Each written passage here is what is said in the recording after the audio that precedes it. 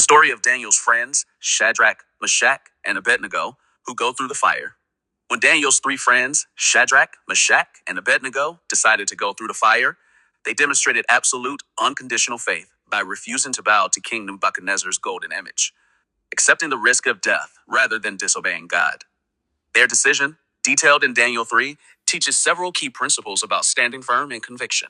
But even if not faith, they told the king that God could save them from the furnace, but added, "But even if he does not, we want you to know, your majesty, that we will not serve your gods." This means they decided that being faithful to God was more important than their own survival.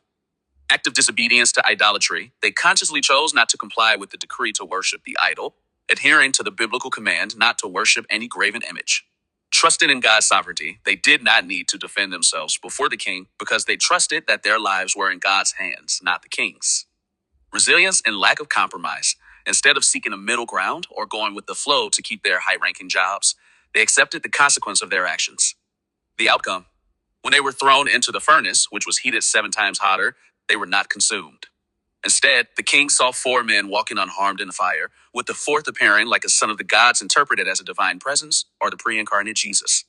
Lessons for today. Faith over fear. The story encourages believers to trust God even when facing immense pressure to conform to worldly standards. God's presence in trials. The fourth man in the fire symbolizes that God is with us during, not just before, our trials. Obedience over convenience. It highlights that doing the right thing can be costly, but is rewarded by God. Ultimately, the 3 friends trusted God with the outcome, whether it meant being rescued from the fire or being taken to heaven through it.